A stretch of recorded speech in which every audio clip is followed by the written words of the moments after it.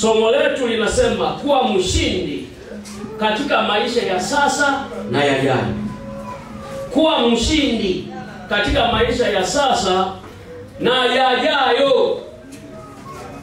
Tunapozungumzia maisha ya sasa tuna maana tukiwa hapa duniani, si ndio? Maisha yajayo katika ufalme wa Mungu. Sasa nitaongea hapa kwa kutumia Biblia. Na kwa kweli kitabu cha Wafalme sura ya 20 ndio kitakachoongoza somo letu. Wafalme wa pili sura ya 20 ndio kitakachoongoza somo letu.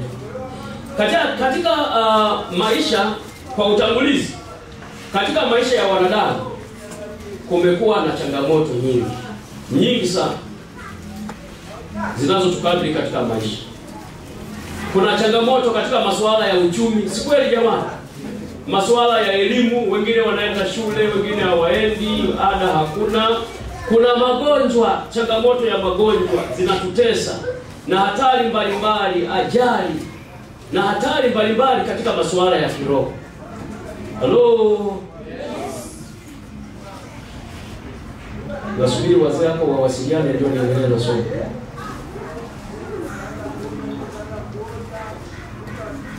Okay.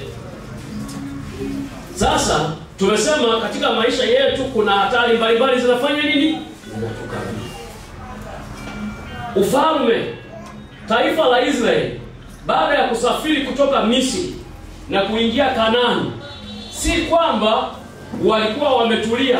Kuna mataifa mengine bado yalikuwa yanawatafuta, yanataka kujipanga, hawajaridhika, kwa sababu ili kukaa katika nchi ile waliyapiga mataifa yaliyokuwepo na makabila yaliyokuwepo katika maeneo yale. Sasa wakati huu wa kisa ninachowaletea cha Wafalme wa pili sura ya 20 ni wakati ambapo katika utawala wa Yuda anatawala mfalme anaitwa Yehoshafati, wakati Israeli imegawanyika, ufalme wa kaskazini na ufalme wa kusini.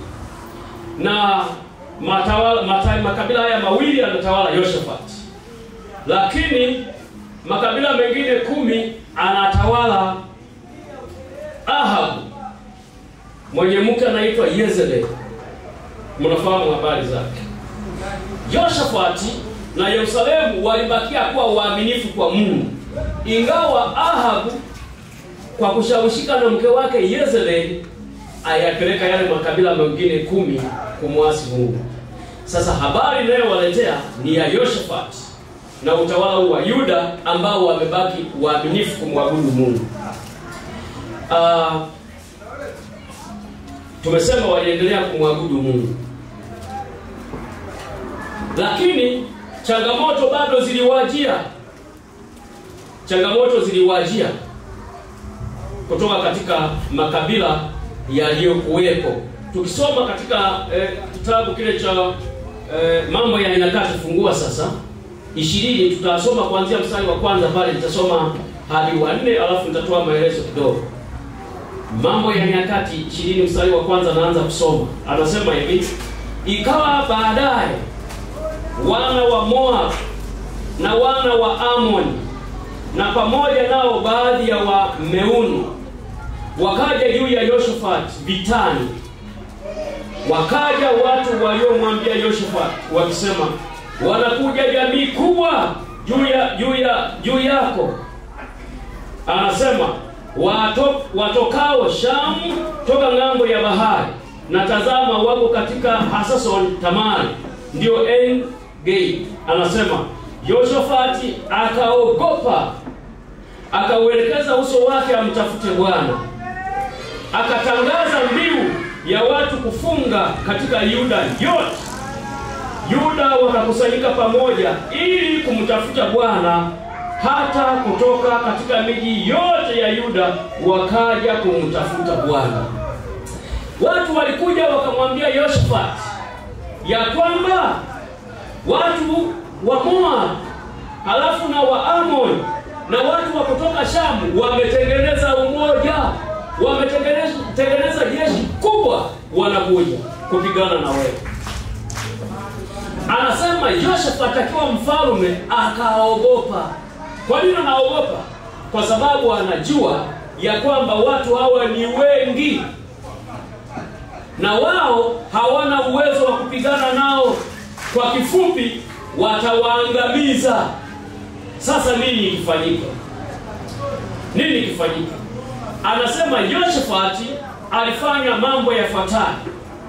Kwanza anasema aliamua kumtafuta Bwana, ndivyo tulivyosoma hapa.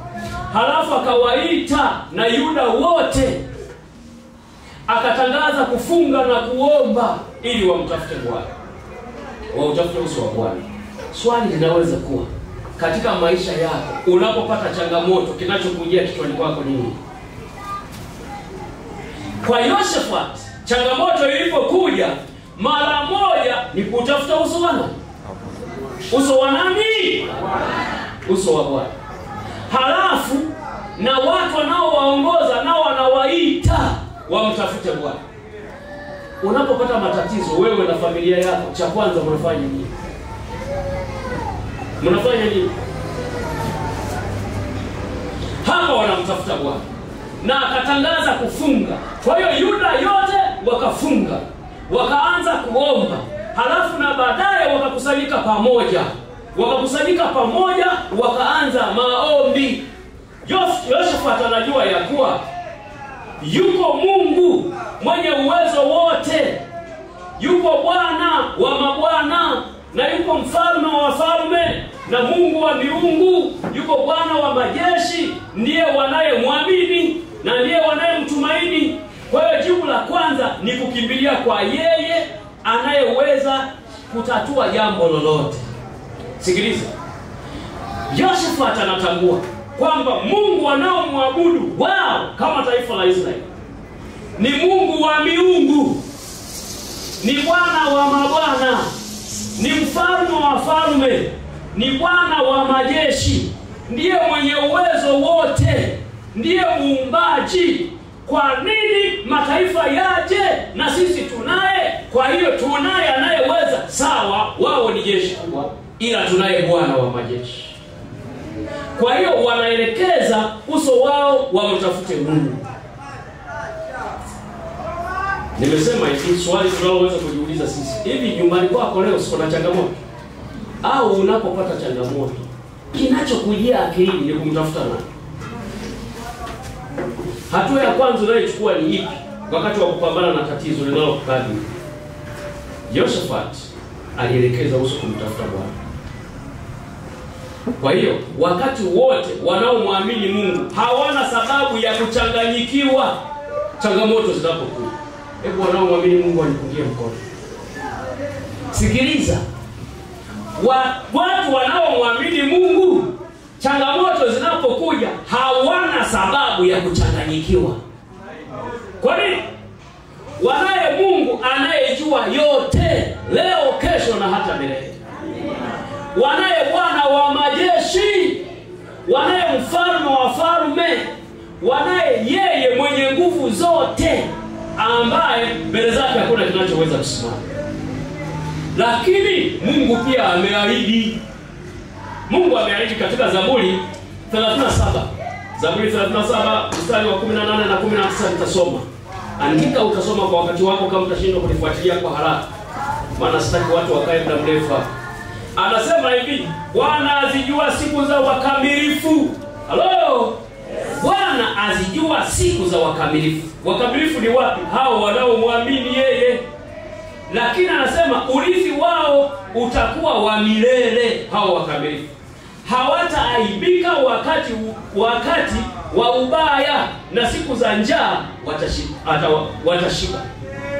Bwana anajua, anasema Bwana anazijua siku za wakamilifu, na ameahidi kwamba urithi wao utakuwa wa milele, lakini hawataaibika wakati wa siku za ubaya.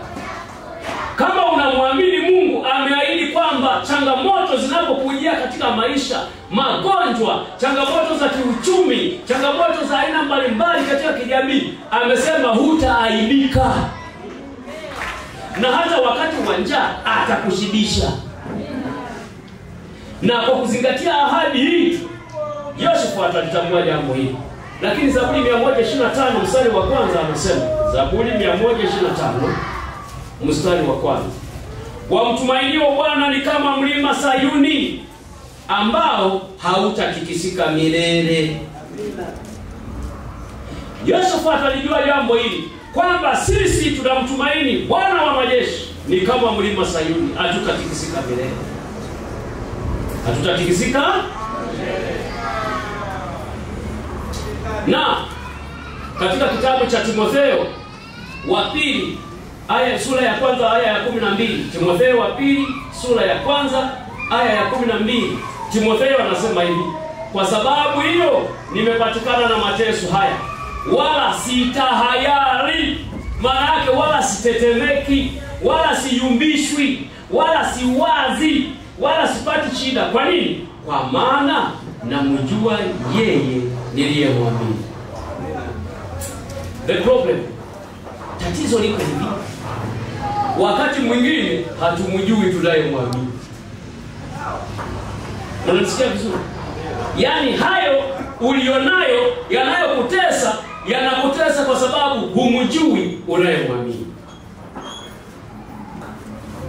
Kama ungelitambua kwamba huyo unayemwamini ndiye Bwana wa majeshi, kwamba anaweza kupasua bahari akatengeneza barabara ya lami ukapita, kama ungelitambua kwamba yeye ndiye mfalme wa wafalme wote, ndiye Mungu wa miungu, huna sababu ya kutahayari. Halo? Hapa tulipo tukienda kupimwa, au mniruhusu nilete daktari, tukienda kupimwa utasikia watu moyo mkubwa, sio? Mwingine moyo umesinya, yani ni sasa huo ni mwembamba au nini, sio? Pressure wengine ni ya juu, sio? Wengine imeshuka. Ukimuuliza kwa nini una pressure hivyo? Yaani wewe acha basi tu. Bwana, kwa nini pressure inashuka? Yaani wewe basi acha tu. Anasema Timotheo, mimi sitaki kutikisika wala kujisumbua wala moyo kupanuka wala kusinyaa pressure ya juu wala ya chini. Namjua ninayemwamini. Kwa hiyo mabaya yanapokuja sina shida, namjua ninayemwamini. Yehoshafati alifahamu anayemwamini, hakuchukua muda akaenda kumwambia yule anayemwamini kile kinachotendeka. Sasa wewe una matatizo gani? Kuna watu wako hapa wanasema wanamwamini Yesu, ila akienda hapo Benjamin hospitali akasema tu hatujapata ugonjwa, tayari amechanganyikiwa. Na washauri wamekuja.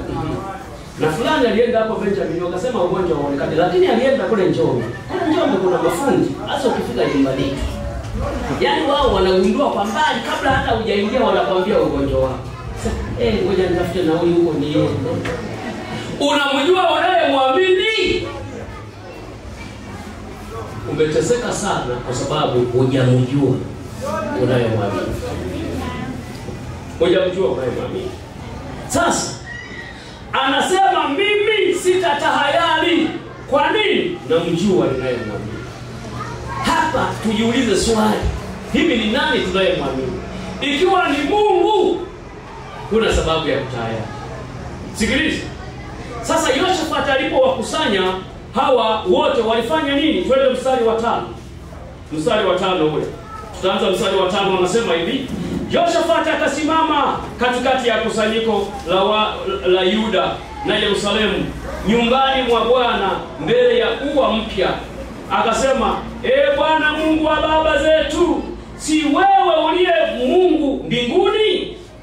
Tena si wewe utawalae falme zote za mataifa, na kwa mkononi mwako muna uwezo na nguvu, asiweze mtu yeyote kusimama kinyume chako. Anasema, si wewe Mungu wetu uliwafukuza wenyeji wa nchi hii mbele ya watu wako Israeli, ukawapatia wazao wa Ibrahimu rafiki yako hata milele? Nao walikaa humo, wamekujengea patakatifu pa jina lako humo, wakisema, yakitukuta mabaya, upanga, hukumu, au tauni, au njaa, tutasimama mbele ya nyumba hii na mbele zako, maana jina lako limo katika nyumba hii, na kukulilia katika shida yetu, nawe utatusaidia na kutuokoa. Na sasa tazama, wana wa Amoni na Moabu na wa mlima Seiri, ambao hukuwaachia Israeli waingie katika nchi yao walipotoka nchi ya Misri, lakini wakageukia mbali wasiwaharibu. Tazama jinsi wanavyotulipa, wakija kututupa toka miliki yako ulioturithisha. Mungu wetu, je, hutawahukumu? Maana sisi hatuna uwezo juu ya jamii hii kubwa wanaotujia juu yetu, wala hatujui tufanye nini, lakini macho yetu yatazama kwako. Wakasimama Yuda wote mbele za Bwana, pamoja na wadogo wao na wake zao na watoto wao, wanaomba. Hapa Yoshafati kusikiliza Mungu anasema nini. Haya, tuone baada ya kuomba nini kinatokea. Nenda mstari ule wa 14. Nini kinatokea? Ndipo Yazaeli mwana wa Zekaria, mwana wa Benaya, mwana wa Yeri, mwana wa Matani, Mlawi, na wana wa Asaf, akajiliwa na Roho wa Bwana katikati ya kusanyiko, wakiwa kwenye kuomba. Mfalme anaomba na Yuda wote wanaomba. Usifadhaike. Angalia, anasema hivi Yoshafati, sawa, Moab, Amoni na wa mlima Seiri na Shamu wameungana, jeshi ni kubwa linakuja, lakini wewe, kwa sababu unaniamini mimi kama mwokozi wako na Mungu wako na mkombozi wako, usiogope. Kwa nini usiogope? Vita sio yako. Kwa wanaomwamini Mungu, vita sio ya kwako, vita ni ya Bwana. Tatizo limetukuta, tumegeuza vita kwa za kwetu. Yaani unapambana na mambo, umeamua kupambana wewe. Watu wameingia kwenye madawa ya kulevya, watoto, unaingia kupambana wewe. Hautaweza. Muite Bwana, ndiye anayeweza kuumba upya, na hiyo dawa za kulevya zikaondoka. Watu wamekuwa makahaba, usihangaike naye, mwacha endelee huko. Wewe kusanya waliobaki, piga magoti, omba, Mungu anaumba upya. Una magonjwa, madaktari hawaelewi, na fedha huna, Mungu anatibu bila dawa. Nenda kamwambie, wewe ni Bwana wa majeshi, niumbe upya. Sitaki kufa leo, nataka kuendelea kuishi. Sasa unakufa. Unamjua uliye muamini, unakufa. Kuna wengine hapa wameshakufa. Hebu nyosha mkono walio kufa. Kila saa wako anaenda kwenye maji, anachukua, anakoka moto jikoni. Siku nyingine unamkuta sauti imekaa, kuna mmoja nesi sikalipita kwenda, kumbe ndio zimefanya hata sauti zimekaa. Hata pake mafuta, mwili hauna mafuta. Nini? Vita sio yako, ila umekosea, humjui yule mwamini, ndio maana umebeba vita mwenyewe. Hello? Yes. Sasa hapa Yazaeli anawaambia, sikia nikwambie, vita sio yako, msiogope juu ya jeshi hili. Kwa nini? Anawaambia sasa, sikieni, kesho shukeni juu yao. Tazameni, wanakwea kwa kupandia sisi. Hii sisi ni eneo. Nanyi mtawapata penye mwisho wa bonde, mbele ya jangwa la Yerueli. Mungu anamuonyesha mbele hata mahali walipo. Anasema, hamtahitaji kupigana vita. Jipangeni, simameni, mkaone wokovu wa Bwana ulio pamoja nanyi. Enyi Yuda na Yerusalemu, msiogope, msifadhaike. Kesho tokeni juu yao, kwa kuwa Bwana yu pamoja nanyi. Eti simama, magonjwa na shida ulizo nazo, mume nyumbani haeleweki, usianze kufungua simu kufuatilia sasa ameenda wapi, eti yeye hajarudi saa 8 usiku na wewe hujalala, unasema tu, unafikiri una uwezo wa kumrudisha? Eti una uwezo wa kumrudisha? Baba nani? Yaani nimekaa silali. Mimi nimekaa silali. Ulali ili wewe. Nenda kulala unenepe. Maana yake umegeuza vita ya kwako. Wewe mwambie Mungu ya kwamba baba nani hajarudi. Kwenye meza ndefu aliko unamjua. Aina ya bia anayekunywa anaijua. Hiyo bia anayokunywa leo imuunge upya vita ya kwako. Acha kuhangaika. Sasa watu wameteseka, hawajui wanayemwamini. Amesema hamhitaji kupigana ila mjipange. Sasa unaweza ukachanga, hao jamaa sasa wanajipanga kufanya nini? Maana wasipigane, halafu anasema jipangeni halafu mwende. Hamtahitaji kupigana. Sasa wanajipanga kwenda kufanya nini wakati hawaendi kupigana? Ila Mungu amesema wajipange wafanye nini? Waende. Ngoja nikwambie. Tuendelee kusoma kidogo mstari ule wa 18 sasa. Mstari wa 18 anasema hivi. Yoshafati akainama kichwa kifurifuri. Akaanguka mbele za Bwana. Yuda wote wakao Yerusalemu wakamsujudu Bwana. Na Walawi wa wana wa Kohathi, Kohathi mnafahamu katika Zaburi ni waimbaji hao. Na wana wa Korahi wote ni waimbaji. Wakasimama ili wamsifu Bwana Mungu wa Israeli kwa sauti kuu sana. Hapa majibu yametokea.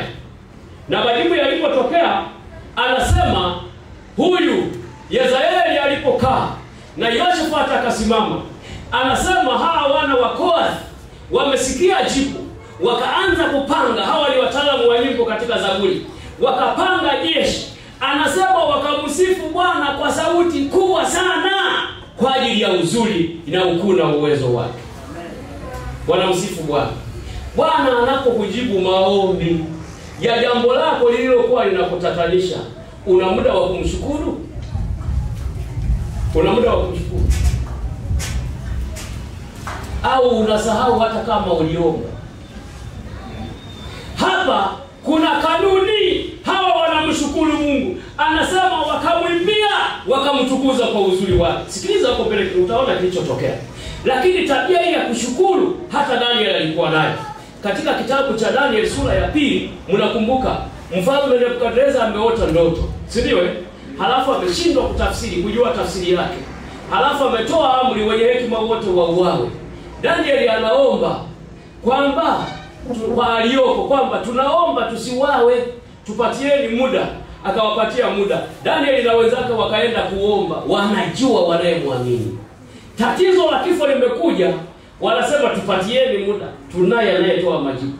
Wakaenda kuomba. Walivyoomba, Mungu akamletea Daniel ile ndoto ya mfalme na tafsiri yake.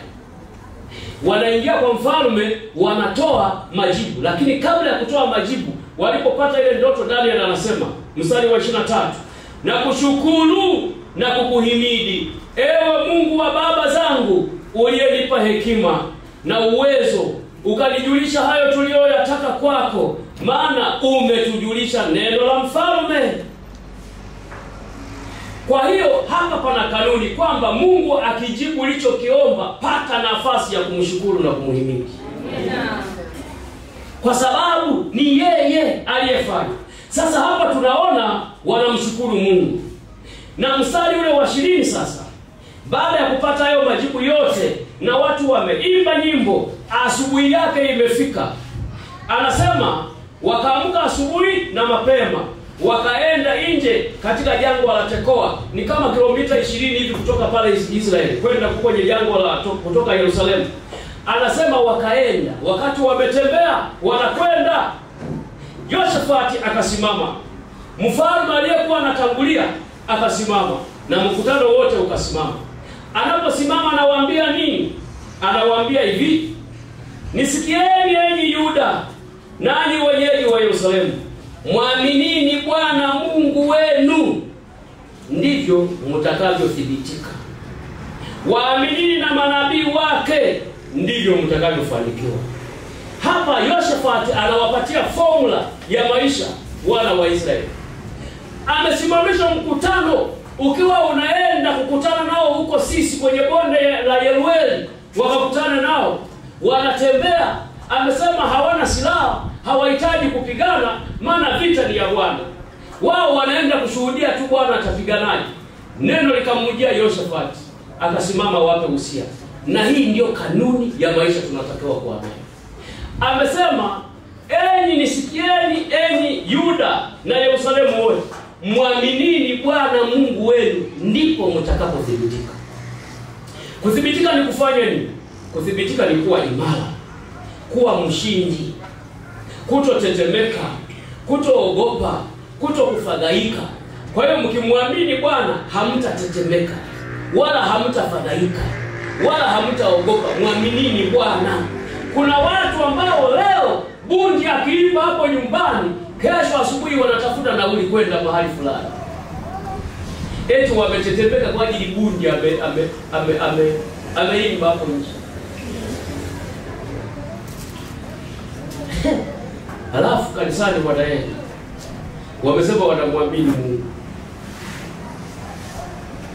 Bundi tu, yani bundi.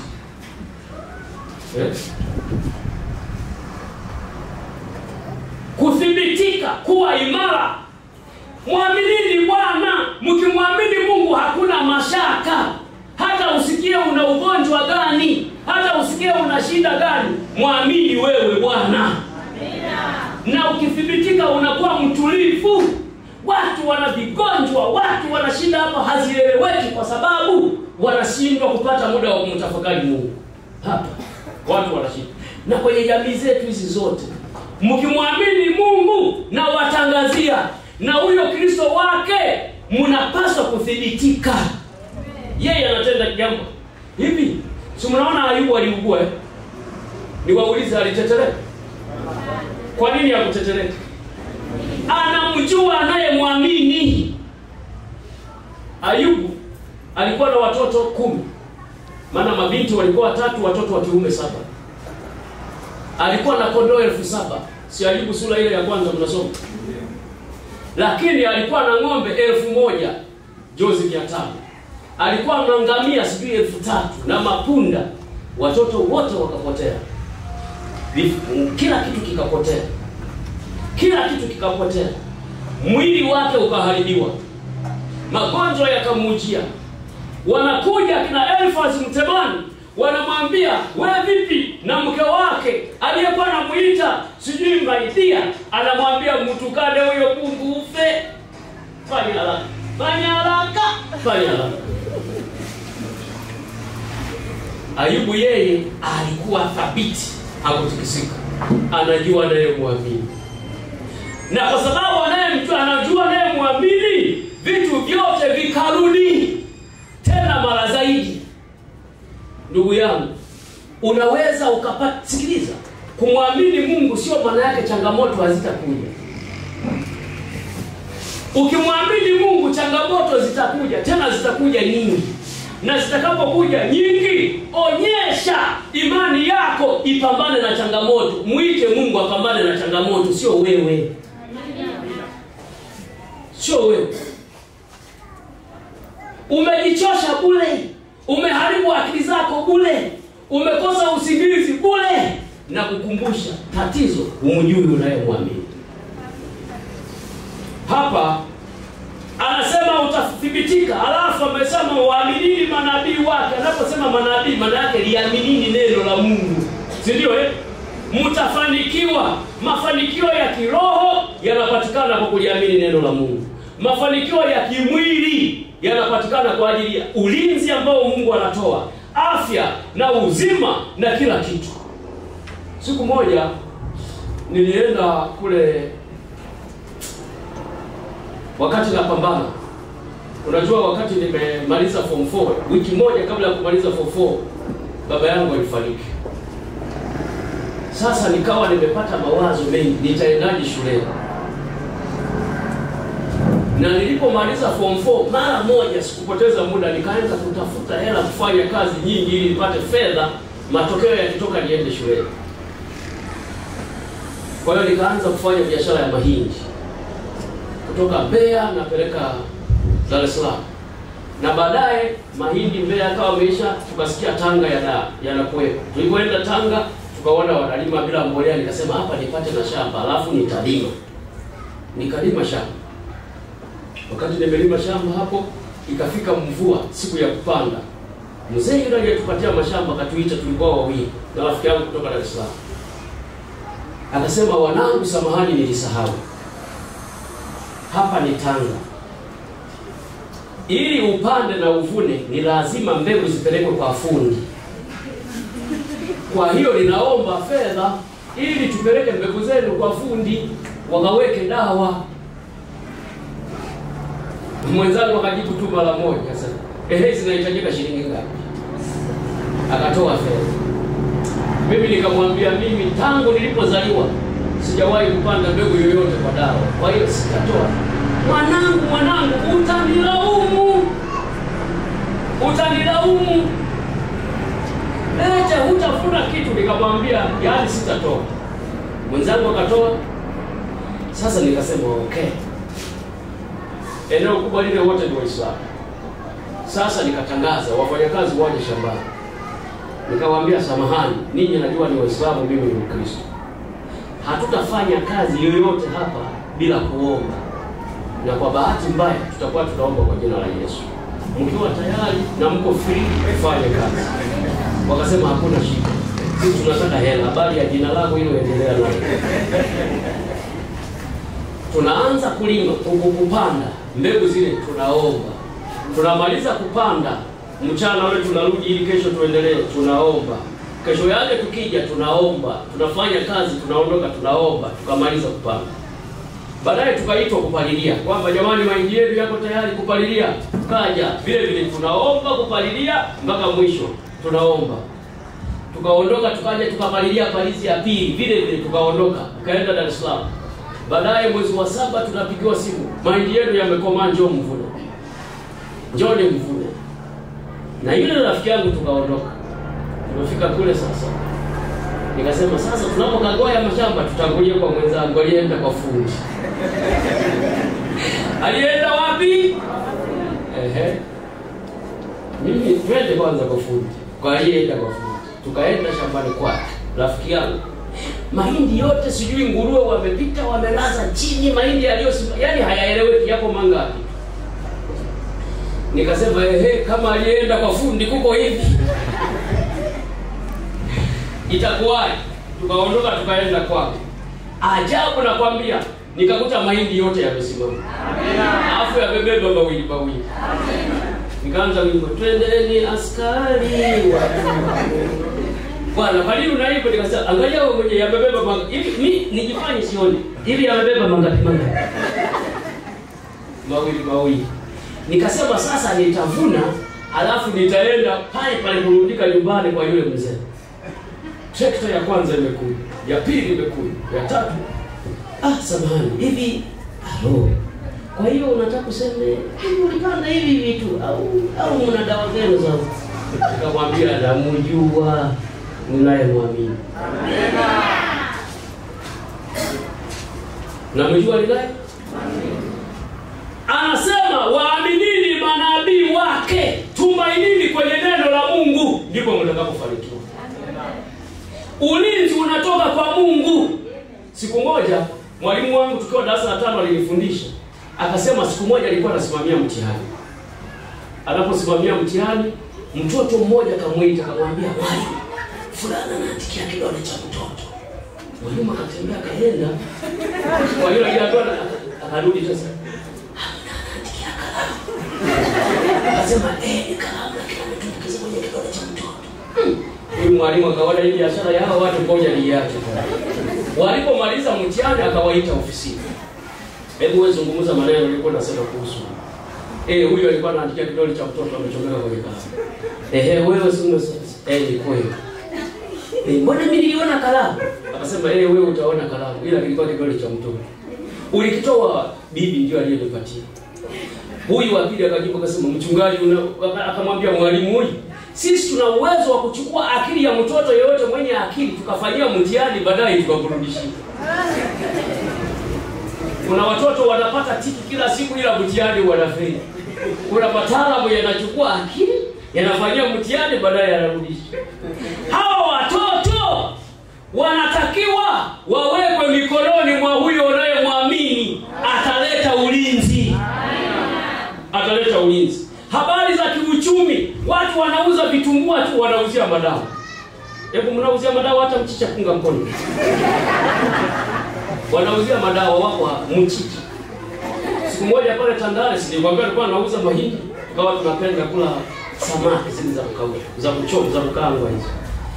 Tukawa kila jioni, sasa tuko kijiweni tunasimulia utamu wa zile samaki pale, mtu mmoja akasema hivi mnaelewa kwa nini zile samaki ni tamu? Tukasema yani yule mama anajua kukaanga na viungo anauza.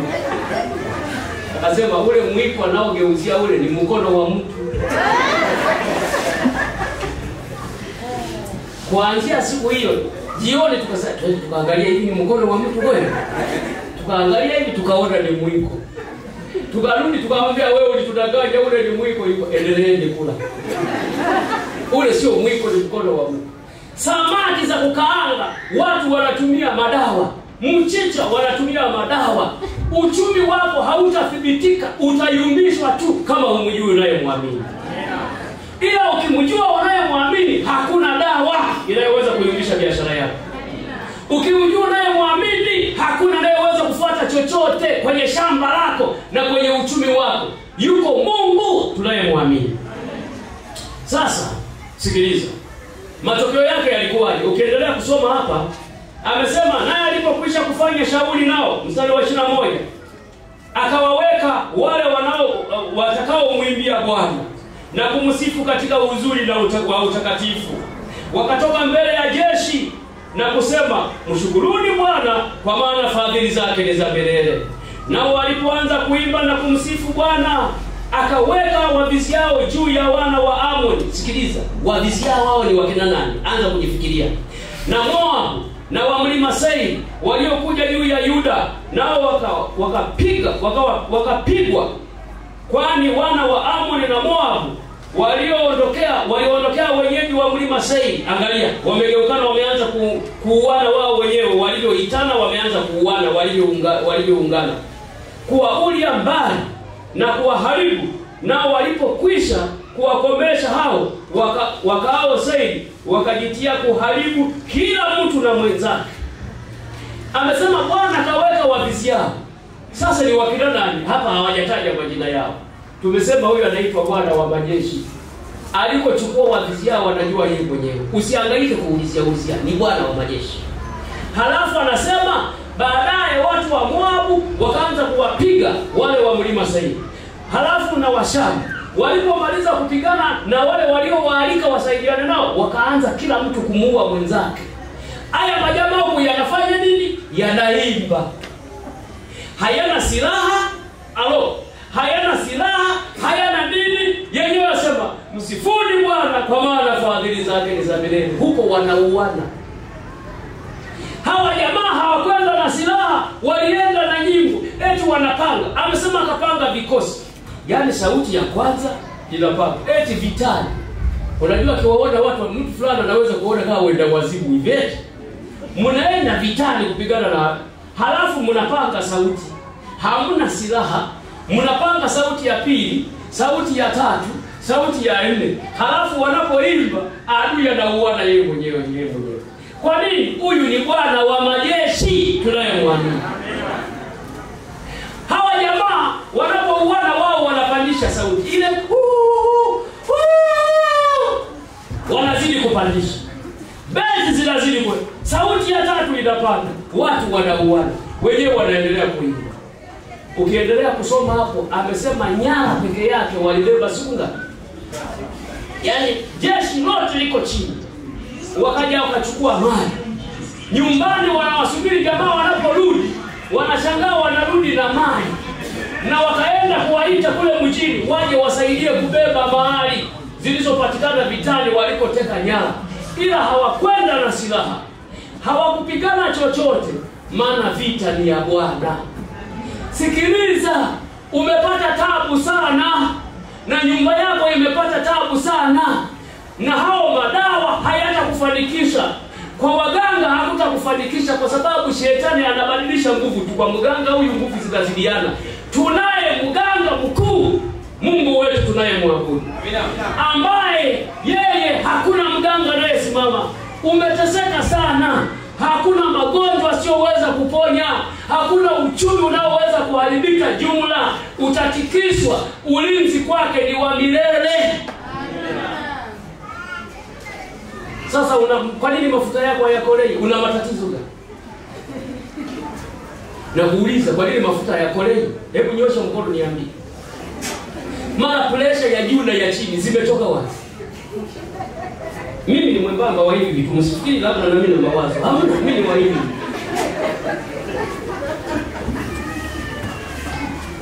Humjui unayemwamini, umeteseka. Kwa watu wanaomwamini Mungu, vita za maisha sio zao. Uwe ofisini, maofisini mnafanya kazi, kuna vita. Siku moja tulikuwa na Pastor Mbaga. Mtu mmoja anafanya kazi huko ofisini. Akamwambia pastor niombee. Maombi yakawa yanafanyika. Siku moja ameenda kazini, akatutumia video iliyo ambayo security camera zimechukua. Tunaona joka linatoka usiku kama hivi huku chini, linakuja kwenye meza yake hapa, linafanya linashuka tena. Linashuka tena. Kuna majoka kazini kwako, umjui unayemwamini.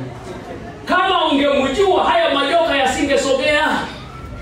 Watu wamekuwa washirikina. Hivyo vitu wanatafuta, hata walimu mkuu tu, hata utendaji, hata ubalozi. Eti watu wanaenda akunyang'anya ubalozi kwa kutokulala watu wanapopigana. Anaenda kwa mganga wa kienyeji. Lakini ikiwa unamjua unayemwamini, yeye ni mwamba imara. Yeye ni Bwana wa majeshi.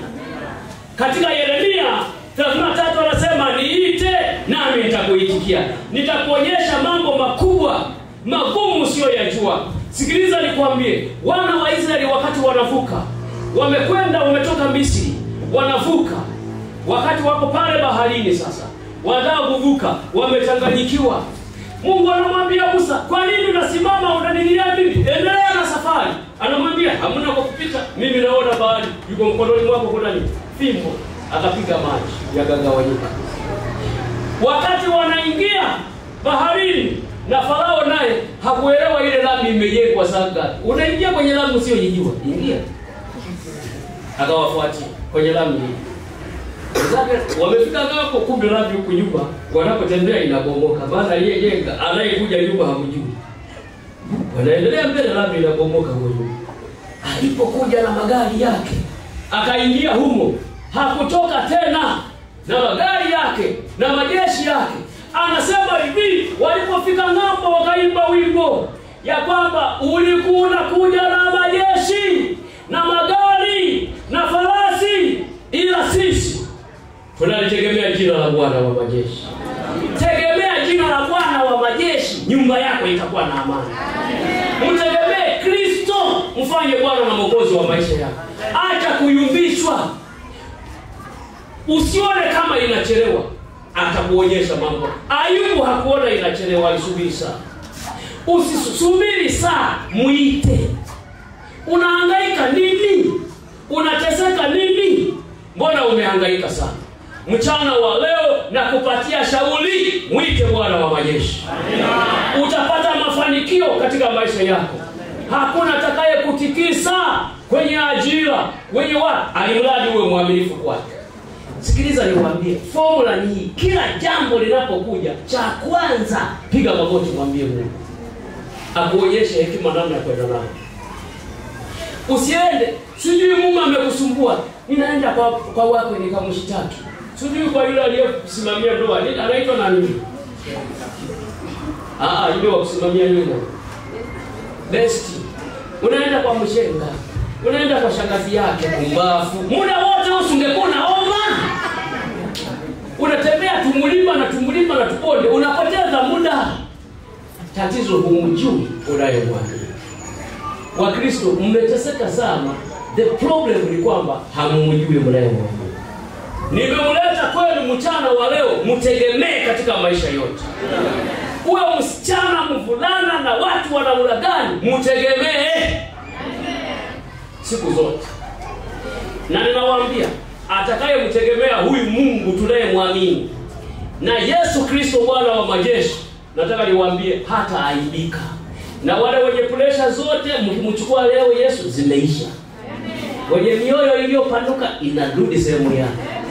Maana furaha tu itarudisha huo moyo sehemu yake. Tumesikia? Wenye visukari Mungu ndiye anayeleta. Wenye kansa hamuna kinachosimama kwake. Haleluya. Na kujua niliyomwambia. Mafanikio yanapatikana kwa kutembea na Mungu wetu. Mafanikio yanapatikana. Tatizo tumekuwa Wakristo wa majina tu. Wa majina tu. Wakristo wa majina. Wa majina wa Kristo. Ukiwa Mkristo wa majina tu utaumia na utayumbishwa na hautakuwa na furaha wala amani na hautakuwa unamli. Leo ninawaambia ya kwamba ukitaka mafanikio hapa duniani mtegemee Mungu, litegemee neno lake na baadaye uzima wa milele. Inawezekana kuna watu hapa maisha yao walikuwa wanaendesha hawamtegemea Mungu, lakini leo wanasema wako tayari kumtegemea Mungu. Simama pamoja nami tunapokwenda kuomba. Mchana wa leo umenena nasi ukitukumbusha wewe Mungu kwamba ulitenda zamani hata wakati wa mfalme Yehoshafati. Tumeuona ukuu wako, tumeuona uwezo wako, tumeona mamlaka yako, majeshi yakitawanyika kwa sababu ya nguvu na mamlaka yako. Tumeona majeshi ya Farao yakizama katikati ya bahari, maana mkono wako utendao maajabu ulionyesha uwezo wako. Leo tuko na marafiki ambao wamegundua kwamba safari ya sayari kwenda peke yao hawataweza. Wameamua kukuita Kristo, wameamua kukuamini Mungu wetu uwe Bwana katika maisha yao, uwe kiongozi katika maisha yao, uwe mwokozi katika maisha yao, na sisi tunawaleta kwako. Kuna watu vijana ambao leo watakiri imani zao kwa kubatizwa, kwa kuingia katika maji. Ombi letu Yesu uwabatize kabla ya kuingia katika yale maji. Magonjwa yaliyokuwa yanawaandama yote yakatawanyike katika jina la Yesu. Nguvu za giza, mapepo, majini, nguvu za kichawi kwa jina la Yesu wa Nazareti ziondoke. Kawaache kuwa huru kutoka katika vifungo vya ibilisi. Baba, inawezekana walikuwa na udhaifu fulani katika tabia na kushindwa, wapatie ushindi leo katika jina la Yesu. Uwashike kwa mkono wako wakati dhoruba zitakapokuja za dunia hii, wakavuke na kuwa washindi. Wakapate kuwa vijana kielelezo kwa wenzao, na wakawaite wengine watoke katika masumbufu ya dunia hii wakutumaini wewe. Tumewaweka mikononi mwako, wapokee wawe wako sasa na hata milele. Parapanda itakapolia wawe miongoni mwa watu watakaosema huyu ndiye Bwana wetu tuliyemngoja tuokoe. Baba, tumesimama hapa, kuna watu wako wamesogea hapa mbele, wana mambo yamewatikisa katika maisha, na hata hivyo wamegundua wakati mwingine walitikisika kwa kubeba wao wenyewe mizigo. Alimradi wamesogea hapa mbele, mizigo yao yote na changamoto zao zote Yesu tunazileta kwako wewe mbeba mizigo. Watuwe mizigo ya magonjwa iondoke kwao, mizigo ya huzuni iondoke kwao, mizigo ya kiuchumi iondoke kwao, mizigo ya fadhaa ya watoto na malezi ya familia iondoke kwao. Tumeleta kwako mbeba mizigo, wawe wao huru kuanzia sasa. Ikiwa vitu hivyo viliambatana na nguvu za giza, tumezikata katika jina lako Yesu wa Nazareti. Wawe huru. Ikiwa kuna mapepo yaliyoandama, tumeyamaliza katika jina la Yesu. Baba, watu hao wakapate furaha na wakatoe ushuhuda kwamba Mungu umetenda. Tumesimama kama kanisa, unamfahamu kila mmoja. Wakati mwingine imani zetu zimeyumba, tumeshindwa kukutegemea wewe, tunaomba ukapate kutusamehe. Na mchana wa leo kila mmoja mtie nguvu. Yule aliyevunjika moyo, aliyekata tamaa, umpatie nguvu tena kwa ujasiri. Ajue wewe anayekuamini una uwezo, una mamlaka ya kufanya jambo lolote. Baba, changamoto kila mtu anazozileta kutoka moyoni mwake, kazi ipokee. Kawapatie furaha watu wako. Na kwa sababu wamefika hapa, Baba, ukawaponye ili uwe ushahidi ya kwamba, ukawatue ili uwe ushahidi ya kwamba jina lako lina uwezo na mamlaka. Wote wanaoteswa, tumesema na wachawi na mapepo na nguvu za giza, kwa jina la Yesu wa Nazareth, leo wawe huru. Na umesema watakuwa huru kweli kweli. Tunakushukuru kwa sababu umetenda na kuzidi kwa Kristo Bwana.